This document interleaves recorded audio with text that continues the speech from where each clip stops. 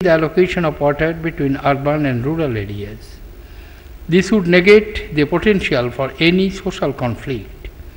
Our cities and industrial townships should devise measures for minimal waste of water. Losses due to transportation and leakage should be minimized by developing sources of water in close proximity to the point of demand. Water conservation should be accorded high priority that it deserves. I am happy to note that birth anniversary of our former Prime Minister, late Srimati Indira Gandhi, was also observed as the Water Conservation Day last year. This is a good initiative. Ladies and gentlemen, we must contain the decreasing groundwater level by resorting to improved water use technology and better management of aquifers. We must strengthen our database on the quantum and quality of the groundwater so that policy interventions have much greater chance of success. Rainwater harvesting should be popularized by dovetailing existing rural development schemes like Mahatma Gandhi National Rural Employment Guarantee Scheme. Our initiatives at integrated watershed development should be aimed at increasing the soil moisture, reducing the sediment yield, and improving land and water productivity. Usable water is a scarce commodity today. Hence, the pricing mechanism should not only reflect the cost but also act as an incentive for saving and disincentive for wastage. All points of water supply, especially in the urban areas, should be metered to boost conservation and ensuring recovery of user charges.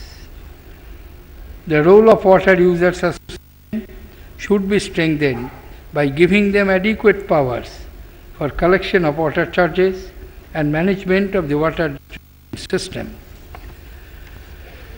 Water regulatory authorities could be envisaged in every state for tariff fixation to increase transparency in the management of water use.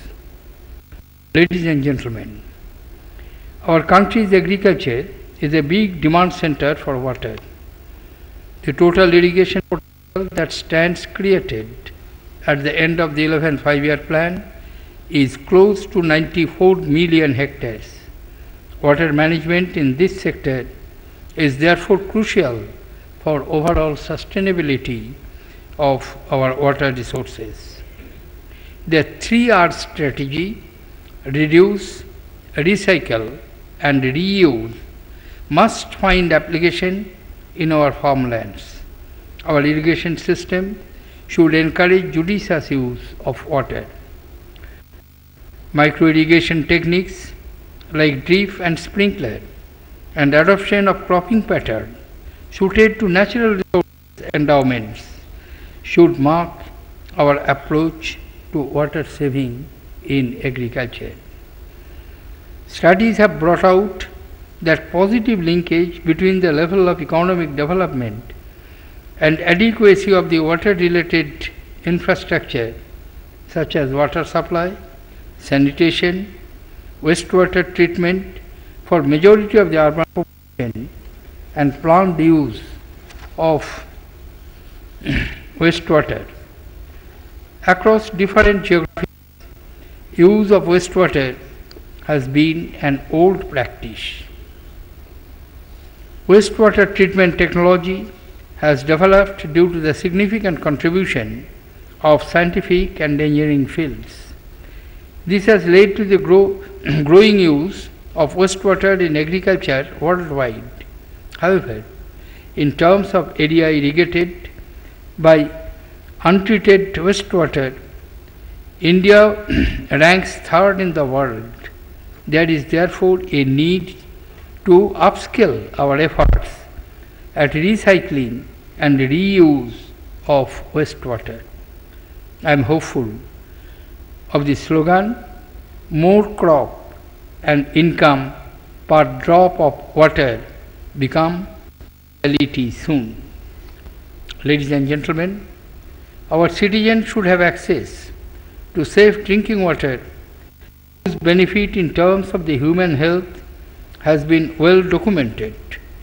As per a study, investment in water and sanitation infrastructures can reduce child mortality across countries by an average 25 deaths per 1,000 childbirths. The provision of safe drinking water has become a serious development initiative around the world. From 76% in 1990, the proportion of global population with safe drinking water sources has increased to 89% in 2010.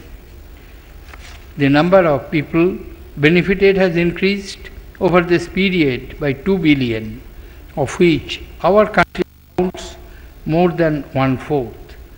But there is still a significant portion of humanity who remains denied of access to this very basic necessity. The reach of the poor to safe drinking water can be enhanced by developing mid-market technologies that can deliver affordable water treatment devices. Microfinance institutions can be engaged to acquire devices and encourage shared access to safe drinking water. Many of our rural areas are bereft of basic water infrastructure, requiring women to spend a considerable amount of time and energy in collection of water, thereby depriving them from pursuing income-generating activities. Spreading the network of water infrastructure all underserved areas would therefore be an exercise in the rural rejuvenation. Ladies and gentlemen, our strategies geared to better management of water resources should seek the active involvement of the community. The conviction of the end user is not only necessary for successful implementation, but should be a development objective in itself. I am hopeful that the India Water Week 2013 would be able to provide meaningful solutions to guide our approach to water management. I also expect the Water Expo 2013 to showcase exciting technological possibilities for sustaining these vital natural resources. Once again, I congratulate the Ministry of Water Resources for taking this timely initiative. I also applaud other ministries, particularly Agriculture, Environment and Forests, and Drinking Water and Sanitation, for extending their partnership. I wish you all success in conducting this event. Thank you, ladies and gentlemen. Jai Hind.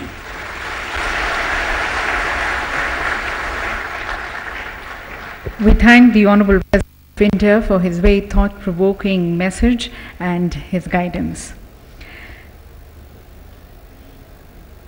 And ladies and gentlemen, as we conclude the inaugural session, may I now invite and request Shri G. Mohan Kumar, Special Secretary, Ministry of Water Resources, to propose a vote of thanks.